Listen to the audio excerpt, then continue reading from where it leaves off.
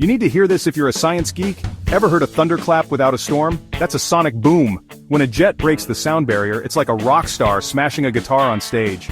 The plane compresses air molecules in front of it, creating a shockwave that travels faster than sound. Imagine squeezing a balloon until it pops. Boom!